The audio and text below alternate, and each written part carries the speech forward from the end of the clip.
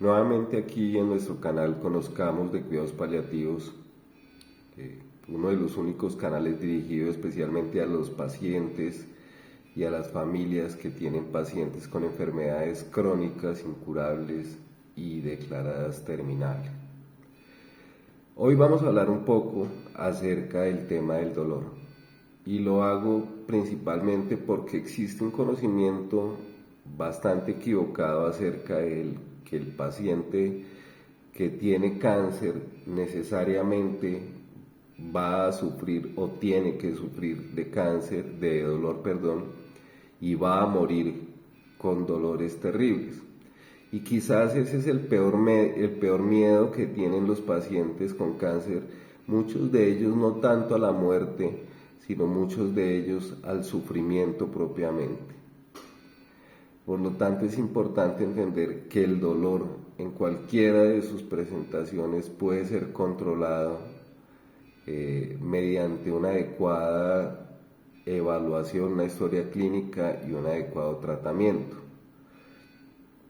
En cáncer existen muchos orígenes propiamente del dolor, bien sea por la presencia local del tumor o por la liberación de sustancias que van a generar dolor, o por invasión de las raíces nerviosas o de las vías que transmiten el dolor. Cualquiera de estas condiciones, una o todas, van a generar dolores a veces muy intensos.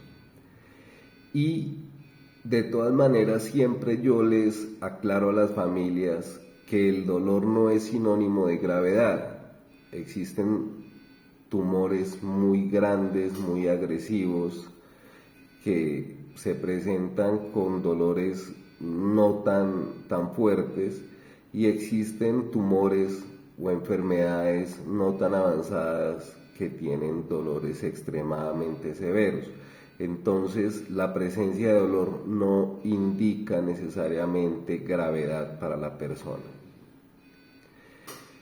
Volviendo al tema, en ese orden de ideas, el manejo del dolor implica no solamente el uso de medicamentos, sino también por parte de los facultativos las intervenciones de manera rápida o pues de manera precoz, para evitar que estos dolores progresen y el día de mañana pues sea mucho más difícil controlar. Existen mitos muchísimos, y a veces los pacientes prefieren tener dolor o tolerar el dolor a permitir que se les administren algunos tipos de medicamentos. Especialmente existen grandes mitos con el tramadol y con la morfina. El tramadol es un opioide débil, es un opioide que se usa para dolores que son leves o moderados, ¿sí? Para algunos tipos de dolor, no sirve para todos los tipos de dolor, pero tiene algo que envidian los demás medicamentos, y que es un medicamento bueno, bonito y barato. Es un medicamento que se puede conseguir en la farmacia de la esquina el domingo a las 12 de la noche, se puede conseguir en un día feriado. Entonces es un medicamento que, si tiene indicaciones, debería permitirse ser usado por parte de los pacientes. El otro medicamento es la morfina, y en eso existe un desconocimiento no solamente de parte de los pacientes, sino de los mismos médicos. En esta semana tuve una paciente que está en unas condiciones de dolor terribles, con una expectativa de vida a pocos días, y el médico psiquiatra prefirió quitarle los opioides porque la paciente estaba volviéndose adicta a la morfina. O sea, no se tiene en cuenta la prioridad de lo que se está tratando en este momento, y en ese momento lo más importante era controlar el sufrimiento y la adicción de la paciente, si llegase a tenerla, pues pasaba a un segundo plano.